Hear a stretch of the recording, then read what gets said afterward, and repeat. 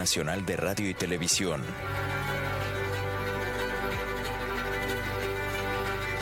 Con ustedes, el discurso a la nación de Su Excelencia, el Presidente de la República, Nayib Bukele.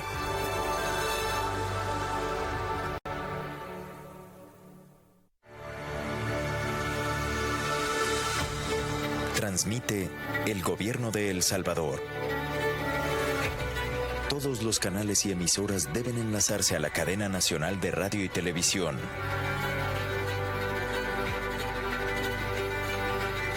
Con ustedes, el discurso a la nación de Su Excelencia, el Presidente de la República, Nayib Bukele.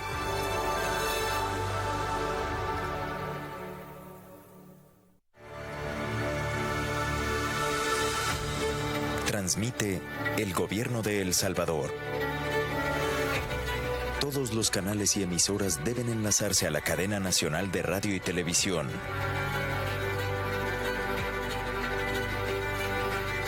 Con ustedes, el discurso a la nación de Su Excelencia, el Presidente de la República, Nayib Bukele.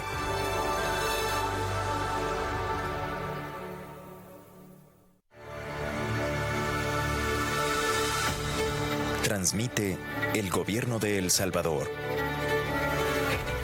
Todos los canales y emisoras deben enlazarse a la cadena nacional de radio y televisión.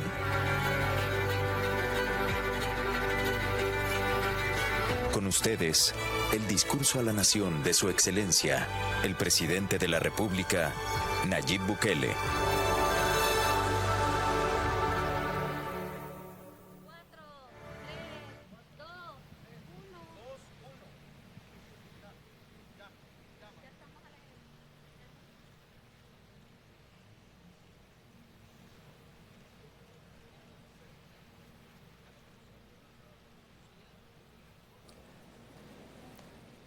A continuación, anuncio el ingreso del señor Presidente Constitucional de la República, Nayib Armando Bukele Ortiz, acompañado de la señora Primera Dama de la República, Gabriela de Bukele.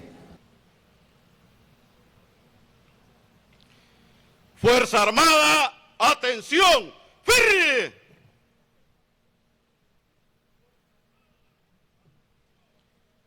Buenas noches, señor Presidente de la República y Comandante General de la Fuerza Armada.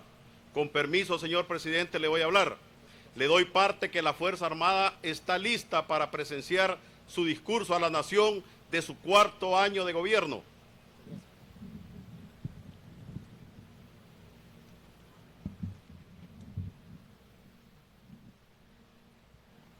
Fuerza Armada, al hombro, ¡arre!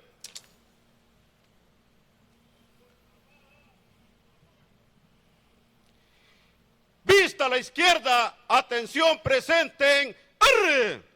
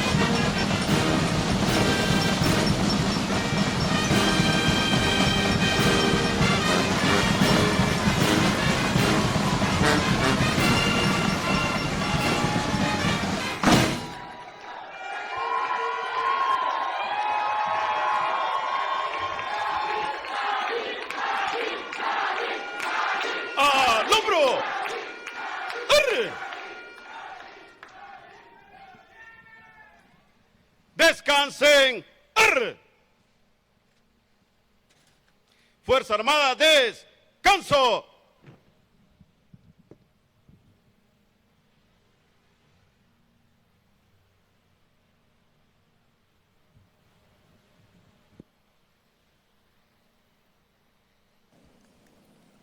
Señor Presidente Constitucional de la República, Nayib Armando Bukele Ortez, con 78 diputadas y diputados presentes, se ha establecido el quórum y será un honor para este servidor que usted dé inicio a esta sesión solemne.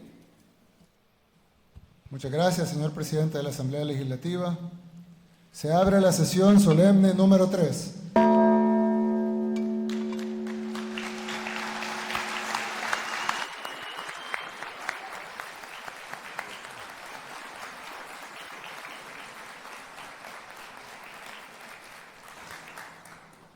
Cedo la palabra al maestro de ceremonia.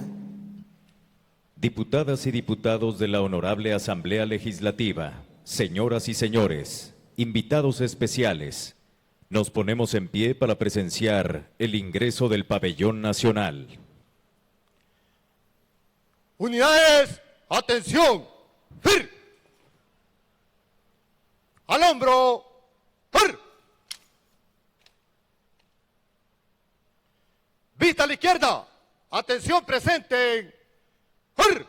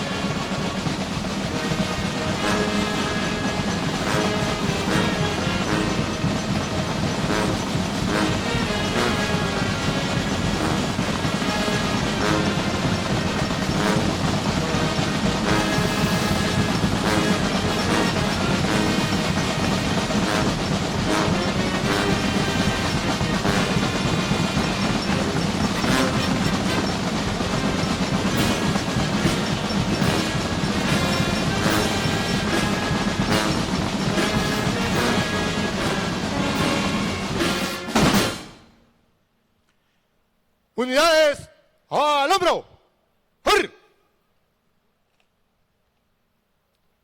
Descansen, ¡fir! Unidades, descanso.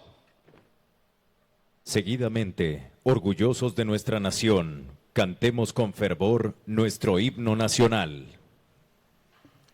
Unidades, atención, ¡fir!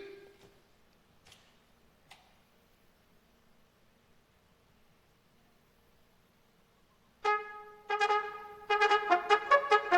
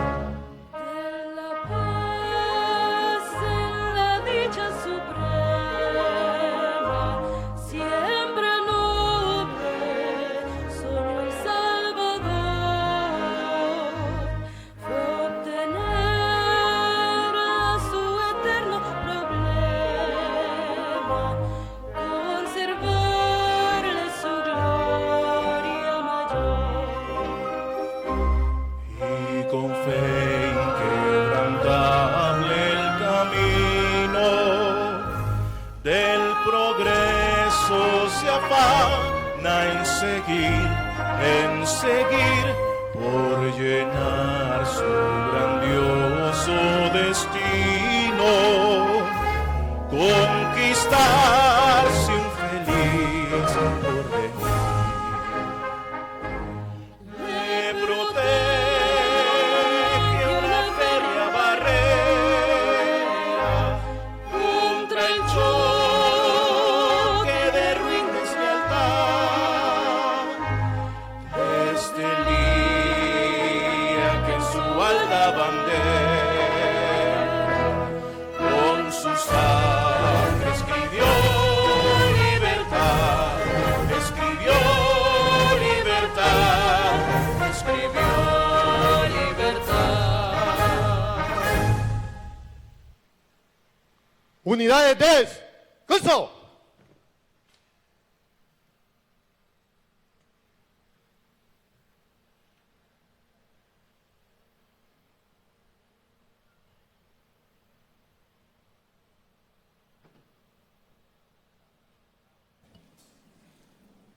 En estos momentos tengo el honor de ceder la palabra al señor presidente constitucional de la República, Nayib Armando Bukele Ortez, para que dirija su mensaje a la nación.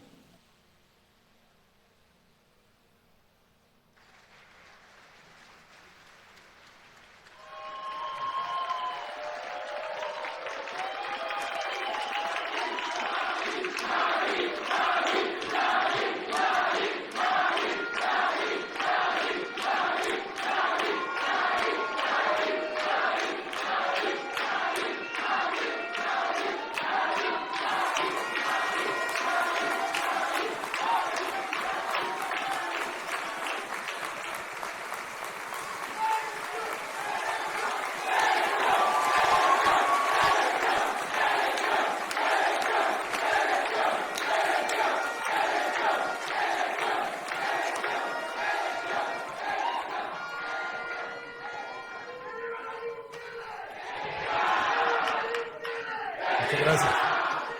Señor presidente de la Asamblea Legislativa, Ernesto Castro, señores diputados y diputadas, propietarios y suplentes que nos acompañan, señor presidente de la Corte Suprema de Justicia, Óscar Alberto López Jerez, señores magistrados de las demás salas de la Corte Suprema de Justicia y de la Sala de lo Constitucional, señor vicepresidente de la República, doctor Félix Ulloa y su distinguida familia. A propósito, Félix y Lilian están cumpliendo 50 años de casados este mismo día.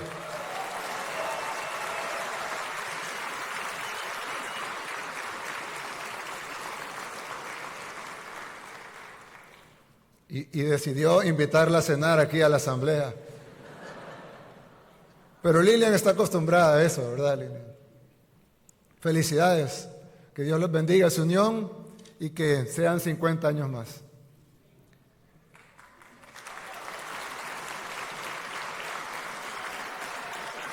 Mi querida esposa Gabriela, la primera dama de la República.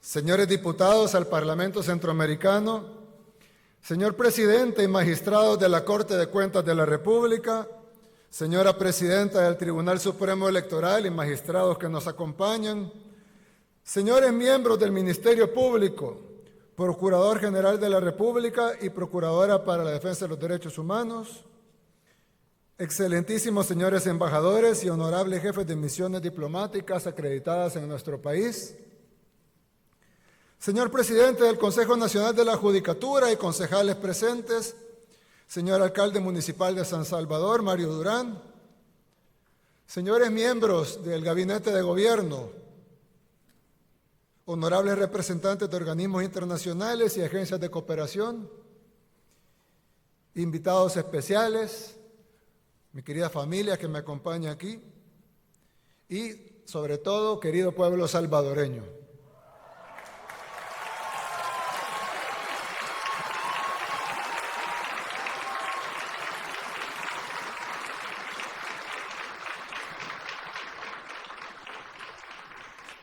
En 4 años, El Salvador es otro país. Eso no lo puede negar nadie, ni siquiera la oposición. Hemos tenido que trabajar muy duro para llegar hasta acá. No tengo que repetir la historia porque los salvadoreños la conocen bien. Saben de primera mano cómo es vivir en un país controlado por terroristas, sin libertad, sin esperanza, sin nada. Y lograr lo que aquí hemos logrado no ha sido el trabajo de pocas personas, sino una labor titánica de miles de salvadoreños. Algunos de ellos incluso perdieron su vida para salvarla de otros. Ahora tenemos un nivel de seguridad de que países de Latinoamérica sueñan. No lo digo para jactarnos, sino para que cada uno lo analice y sea consciente de lo que hemos logrado. Perdimos el miedo, detuvimos la caída libre en la que veníamos y comenzamos a volar incluso por encima de nuestras expectativas. El país más pequeño de América es ahora ejemplo para países más grandes que cuentan con más recursos, porque los logros en seguridad son irrefutables.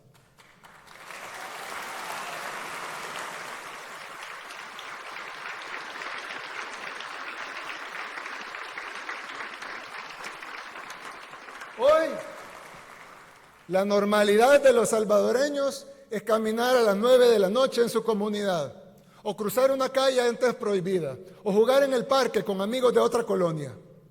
Hasta hace poco tiempo, esas cosas sencillas en otros países eran impensables en El Salvador. Los salvadoreños vivían en zozobra por una estructura terrorista, eficientemente organizada, con tentáculos en todo el estado y con un control casi absoluto del territorio, a excepción de pequeñas burbujas donde vivíamos unos pocos. Las pandillas salvadoreñas eran las más grandes, estructuradas y sanguinarias del mundo. Llegaron a ser tan poderosas que incluso conocedores y especialistas de renombre que vinieron aquí a estudiar el fenómeno aseguraban que era imposible vencerlas. Los pandilleros controlaban quienes llegaban a visitar a la gente en sus casas. También controlaban qué organizaciones podían llegar a hacer trabajo comunitario. Controlaban las rutas de buses, de taxis, si podían entrar los Ubers o no. También controlaban qué productos iban a ser permitidos. Controlaban la venta de drogas, pero también de frutas, de carnes, de vegetales en los mercados. Las pandillas tenían colaboradores para prestar dinero a los comerciantes que luego extorsionaban. Y tenían también niños con los que mandaban a cobrar la extorsión. Los cabecillas tenían moteles y bares, pero también panaderías, talleres de carros y hasta sus propias funerarias para hacer el negocio redondo de la muerte. Y aunque la gente buena en las comunidades no fuera parte, la actividad de las pandillas se los afectaba en todos los aspectos de su vida, quisieran o no. Los pandilleros aprendieron a sacarle rédito a la política corrupta. Recibían dinero por votos, por movilizar gente. Aquí hay algunos casos, incluso documentados en video. Negociaron que las cárceles fueran prostíbulos, también está en video. Y ordenaban muertes desde esos lugares donde se suponía que las fuerzas de seguridad tenían el control, al menos en las cárceles, pero ni siquiera eso. Desde ahí ordenaban las muertes y eso también está documentado. ¿Cuántos niños salvadoreños nacieron, crecieron y murieron sin ni siquiera poder ir a jugar una tan sola vez al parque? Porque había una frontera imaginaria en su colonia que se los impedía. ¿Cuánto dinero se invirtió en nuestro país por tantos años para hacer diagnósticos y planes de seguridad que nunca funcionaron? ¿O funcionaron? ¿Cuánto ganaron los medios de comunicación con vender historias de asesinatos y muertes? Y todo esto solo fue posible por un sistema que se autoprotegía. La muerte hizo a algunos muy ricos, mientras la mayoría de familias vivían encerradas con miedo en comunidades donde todos los días estaba de luto. Esos traumas que nos dejaron tantas décadas de violencia nos llevará muchos años sanar. Si no, lean la encuesta de salud mental, la primera que se hace en el país, que hizo el Instituto Nacional de Salud. Ahí podrán confirmarlo. Yo lo he dicho varias veces, cambiar un país toma tiempo, en especial un país con tantas urgencias de todo tipo. Por eso, tuvimos que crear nuestro propio método, sin permitir que nadie, nacional o extranjero, nos ordenara qué hacer. Sin tener que cumplir compromisos bajo la mesa, porque los únicos poderes detrás de este gobierno han sido siempre Dios y el pueblo.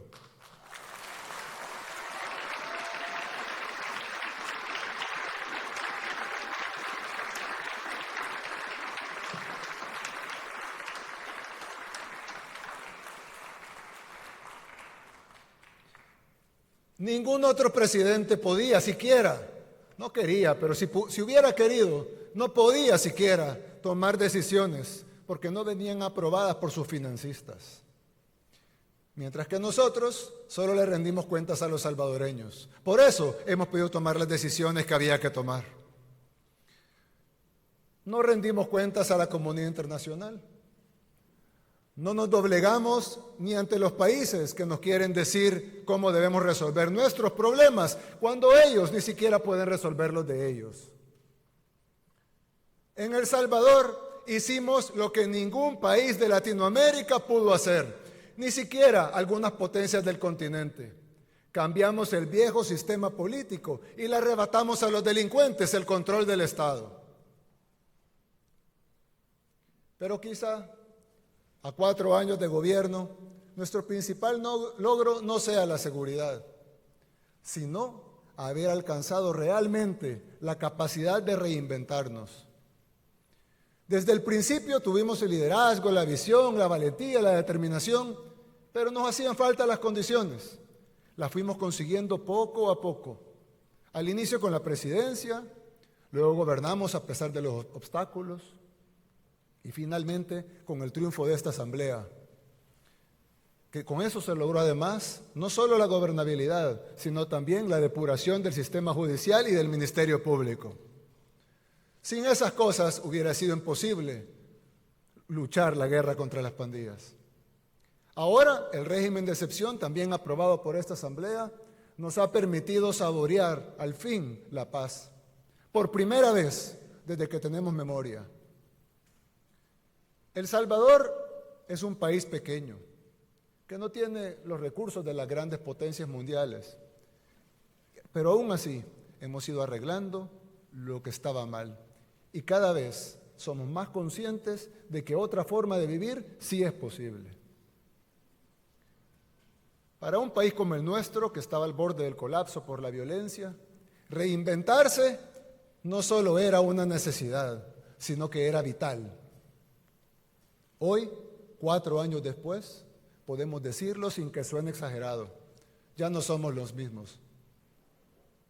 Al fin, los salvadoreños ya pueden pensar en otra cosa que no sea evitar que los maten. Ya podemos aspirar a más.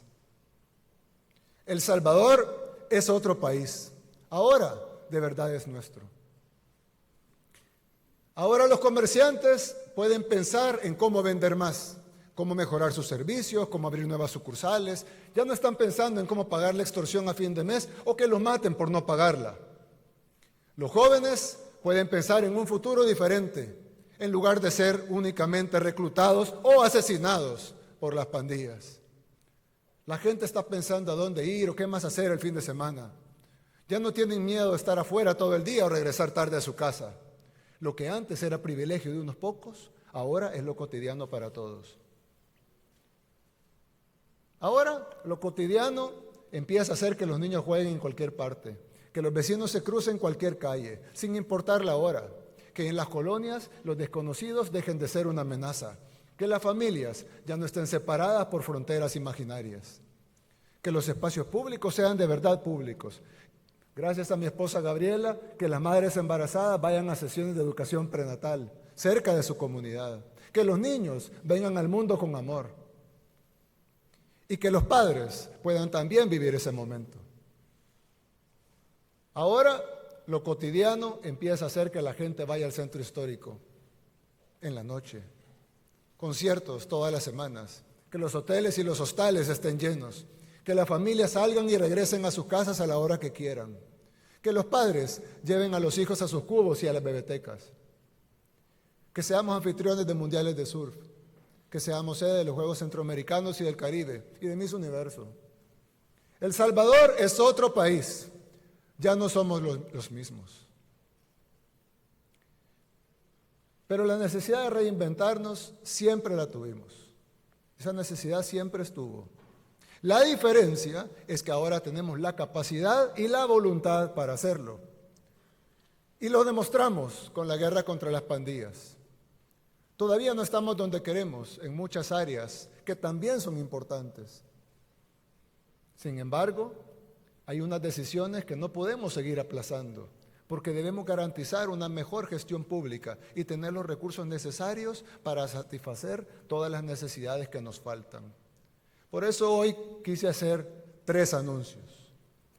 El primero es que tengo aquí en mis manos la propuesta para reorganizar la división político-administrativa de El Salvador.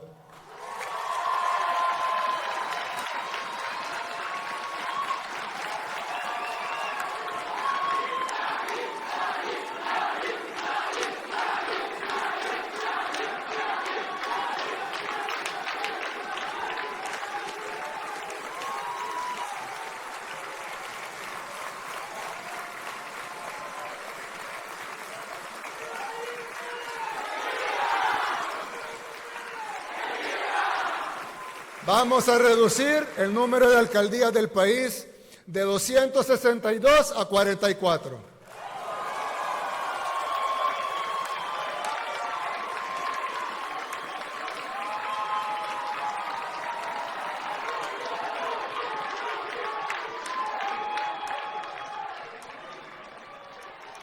Los municipios actuales se convertirán en distritos, que a su vez integrarán estas nuevas 44 alcaldías.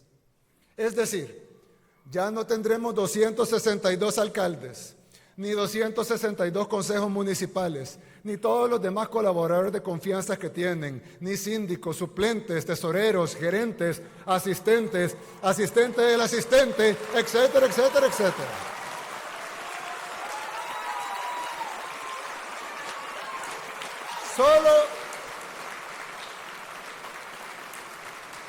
Solo tendremos 44 alcaldes con sus respectivos consejos municipales. ¿Cómo es posible que en un país tan pequeño, de apenas 21,000 kilómetros cuadrados, tengamos 262 municipios? Todos con planillas y gastos administrativos que en la mayoría de casos superan incluso la recaudación de impuestos. Es decir, no queda un centavo para obras. A eso sumémosle que muchos alcaldes solo se dedican a robar. O a ver qué beneficio personal sacan de los recursos de la gente. Y por otro lado, algunos alcaldes honrados que quieren trabajar y que quieren hacer mejores obras, porque los hay, no la mayoría, pero los hay, no reciben tanto dinero como otros municipios, con más negocios, con más servicios y por lo tanto tienen una menor cantidad de impuestos o de presupuesto. Pero quiero dejar claro algunos puntos. Con la reducción de alcaldías y municipios no van a desaparecer las identidades de los municipios. Esas van a continuar convertidas en distritos.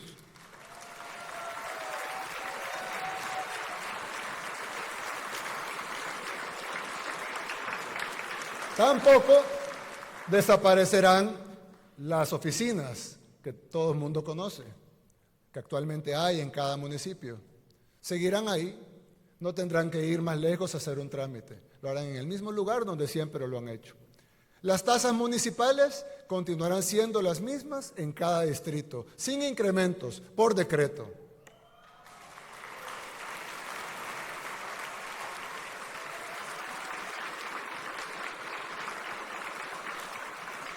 Tampoco Este decreto legislativo que estamos proponiendo tampoco despide a los empleados municipales. Los que se van son los puestos de confianza. El nombre de los municipios no cambiará, ya que continuarán siendo distritos y podrán seguir celebrando sus mismas fiestas y tradiciones de siempre. Ahora bien, esta decisión sí nos va a permitir varias cosas. Reducir la carga presupuestaria que implica mantener 262 alcaldes con sus concejales, suplentes, síndicos, secretarios, asesores, tesoreros, directores, gerentes jurídicos, jefes de prensa, financieros, etc. Hacer una distribución más equitativa de los impuestos y que los municipios pobres puedan recibir más y al pasar a formar parte de otro conglomerado de municipios con mejores ingresos. Realizar grandes obras que puedan beneficiar a varios municipios desde las alcaldías, que ahora no pueden hacerse por burocracia o por leguleyadas. Mayor uso de los fondos públicos en obras y no en planillas. Todos saben que El Salvador es un país pequeño y que la forma actual es inviable. La forma que ha sido administrado localmente es totalmente inviable. Es algo que debió haberse cambiado hace mucho tiempo y no se hizo. ¿Por qué? Porque no harían nada jamás que golpeara a sus financistas o para el reparto de plazas. Pero ahora sí, ahora se hacen las cosas con valentía y con liderazgo.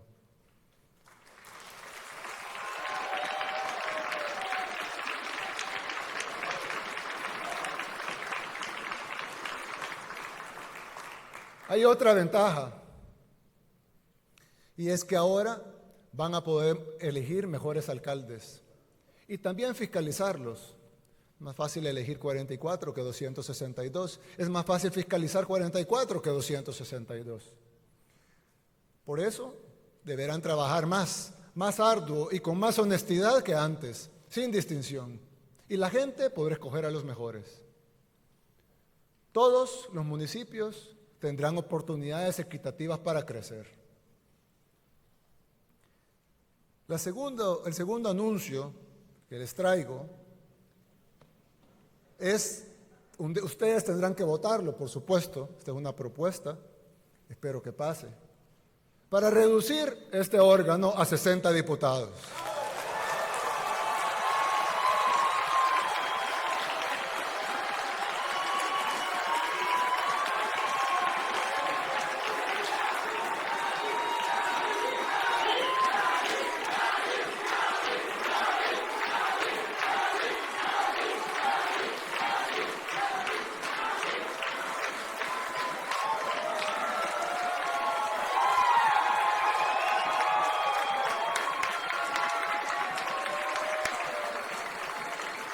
Vamos a reducir esta asamblea a 60 diputados como era antes de que se firmaran los falsos acuerdos de paz.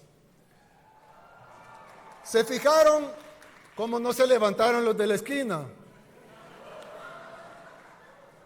Esta asamblea tenía 60 diputados. No es un número antojadizo que nos hemos inventado o que se nos ocurrió en el gobierno. Esta asamblea tenía 60 diputados. Pero Arena y el FMLN, en esa farsa que hicieron llamada Acuerdos de Paz, financiada además por todos los organismos internacionales, como el gran logro del país, cuando todos los salvadoreños saben que solo nos costó sangre y subdesarrollo.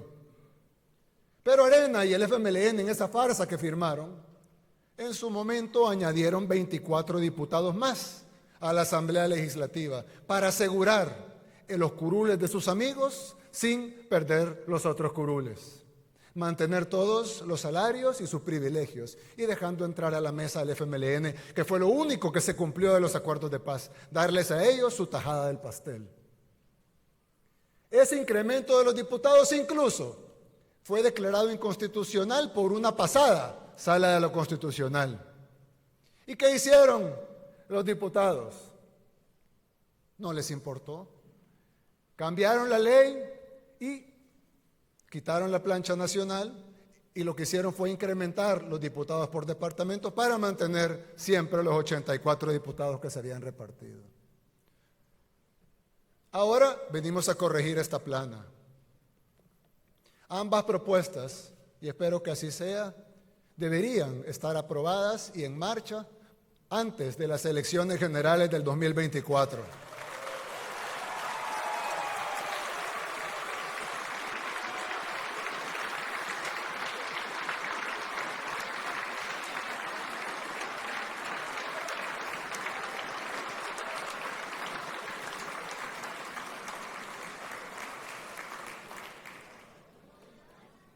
Y por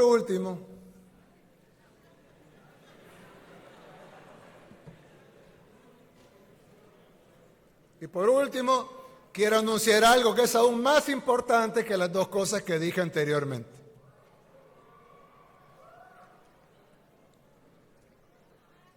El Salvador tiene varios problemas de origen. ¿A qué le llamamos problemas de origen? Son esos problemas que no solo son estructurales, sino que también son transversales. Y además, no solo afectan un ámbito de la vida, sino que afectan todos los ámbitos de la vida de los ciudadanos. Tienen consecuencias directas e indirectas de diferentes tipos, como muchos problemas importantes. Pero además tienen una condición sine qua non. Son indispensables para que todo lo demás pueda suceder, para que todo lo demás se pueda hacer y podamos garantizar el bienestar de la población. Uno de esos problemas, ya lo hablamos hace un rato, era la inseguridad. Podemos tener hospitales, escuelas, o mejores hoteles, eventos de surf y lo que sea, pero ¿de qué sirve si en cualquier parte nos pueden matar? No sirve de nada. Resolver el problema de la seguridad es resolver un problema de origen. Por eso vinimos, enfrentamos esa realidad, declaramos la guerra contra las pandillas y hemos logrado lo impensable, vivir en un país seguro. Pero tenemos otro problema de origen, endémico, que siempre ha existido y que al igual que las pandillas también tiene tentáculos en todos los niveles del Estado. La corrupción.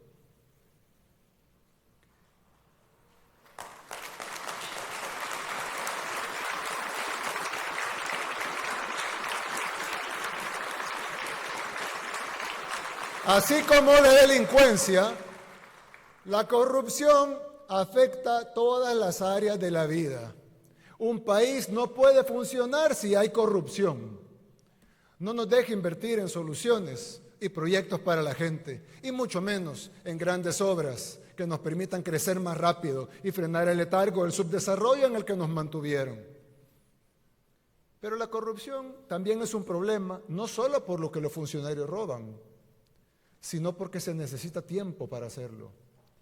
En este país, los corruptos pasan pensando todo el tiempo en cómo hacer para sacar más dinero de las arcas del Estado. Y no gobiernan. Están gobernando, pero no gobiernan. Y si no, regresen al pasado y vean lo que se hizo en los últimos 5, 10, 15, 20, 30, 40 años. Y ojo, para que exista el funcionario corrupto, generalmente también hay un empresario corruptor.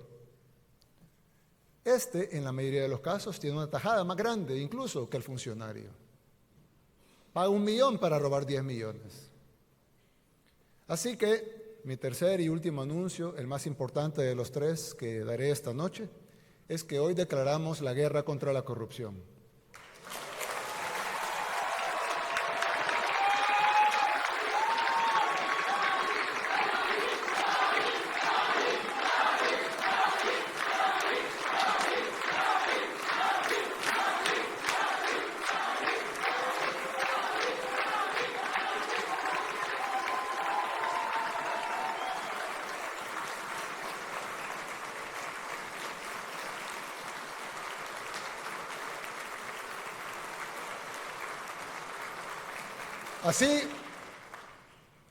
Así como hemos combatido frontalmente a las pandillas, con toda la fuerza del Estado y con todas las herramientas legales que podemos, sin titubear en ningún momento, así también iniciaremos una guerra frontal contra la corrupción. Así como desplegamos fuerzas de seguridad del Estado y acorralamos a los pandilleros hasta llevarlos a la cárcel, así también actuaremos con los delincuentes de cuello blanco, vengan de donde vengan.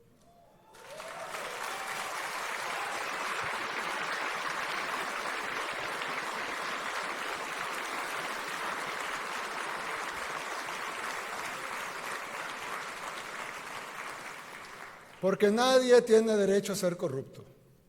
Que nadie piense que está blindado. Pero no solo usaremos todas nuestras herramientas legales para llevar a cabo esta guerra, sino que así como construimos una cárcel para los terroristas, también construiremos una cárcel para los corruptos.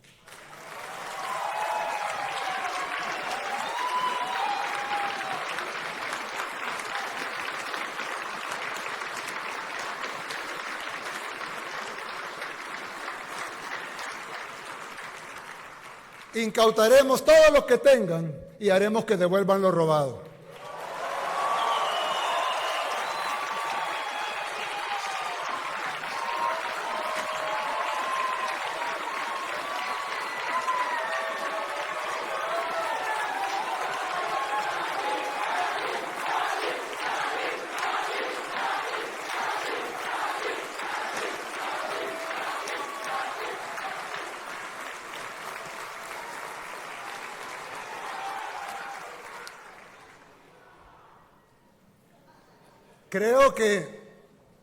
Creo que algunos se han dado cuenta que no nos acompaña esta noche el señor Fiscal General de la República.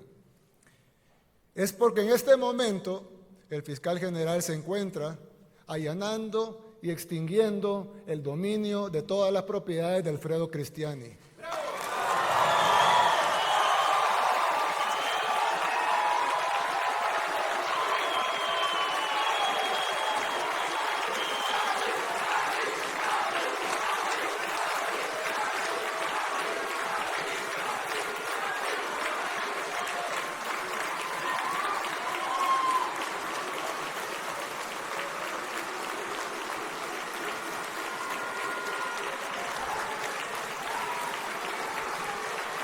En este momento, la Fiscalía General de la República está ingresando a su mansión en Santa Elena, a su casa en el lago de Coatepeque, a la droguería Santa Lucía e incautando todos esos bienes que pasarán a posesión del pueblo salvadoreño.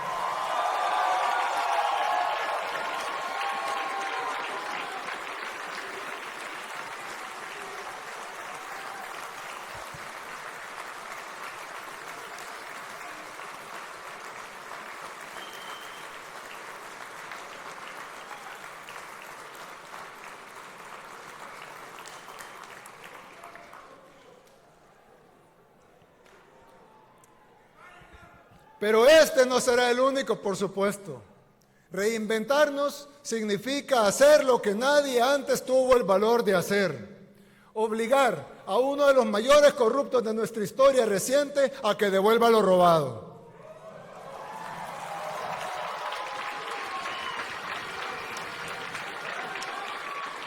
Vamos a perseguir la corrupción en todos los niveles, empezando por uno de los políticos que más daño le hizo a nuestro país, que se creía uno de los dueños de la finca y que por eso despreciaba al pueblo salvadoreño.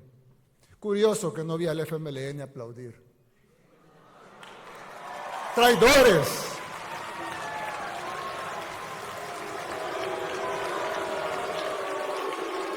¡Traidores! El pueblo les pasará su factura.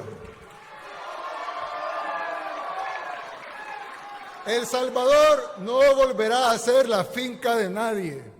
Y los que creyeron que lo era, lo van a pagar caro.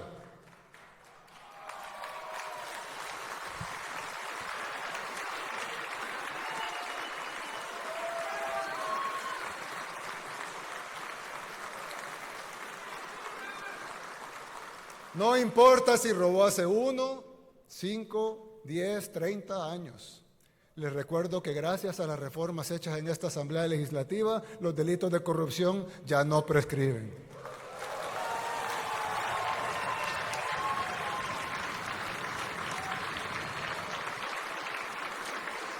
Así que vamos a ir tras cada corrupto en este país. Los vamos a obligar a pagar el daño que le han causado al pueblo salvadoreño, de la misma manera que estamos erradicando a las pandillas. De esa misma manera, no vamos a titubear para erradicar la corrupción. Con Dios y el pueblo de nuestro lado, vamos a lograrlo. El Salvador ya es otro país. Este es solo el inicio. Ya no somos los mismos. Que Dios los bendiga a todos. Muchas gracias.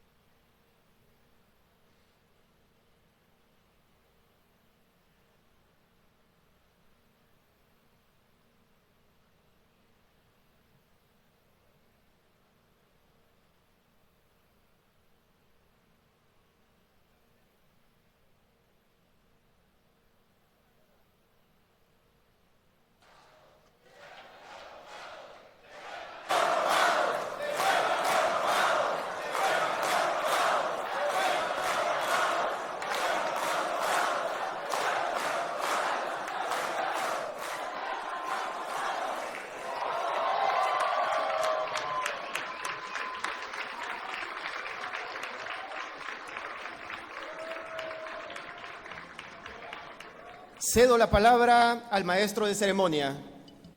Invitamos a todos los presentes a ponerse en pie para presenciar el retiro del pabellón nacional. Unidades, atención. ¡Fir! Al hombro. ¡Fir! Vista a la derecha. Atención, presenten. ¡Fir!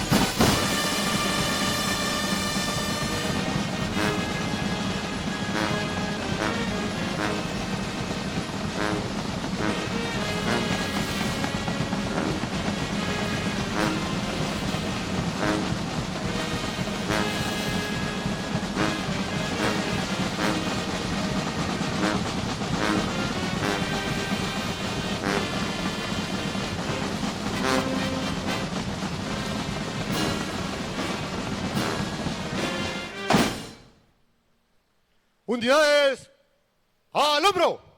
¡Ar! Descansen. ¡Ar! Unidades descanso. En este momento, con los honores correspondientes, presenciaremos el retiro del señor presidente constitucional de la República de El Salvador, Nayib Armando Bukele Ortiz, y la señora primera dama de la República, Gabriela de Bukele. Unidades, atención. ¡Fir! Al hombro. ¡Ar! Vista a la izquierda. Atención, presenten. ¡Ar!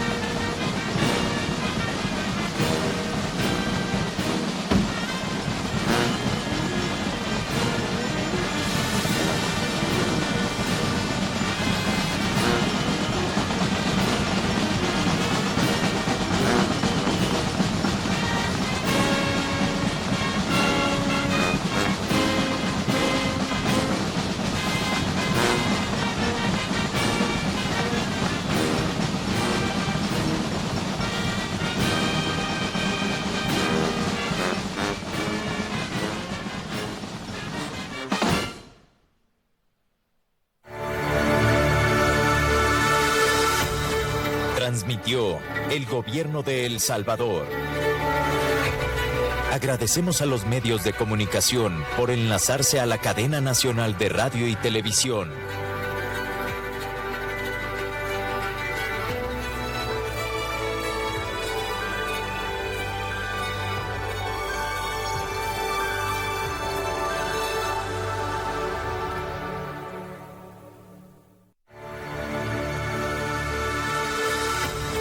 Transmitió el gobierno de El Salvador. Agradecemos a los medios de comunicación por enlazarse a la cadena nacional de radio y televisión.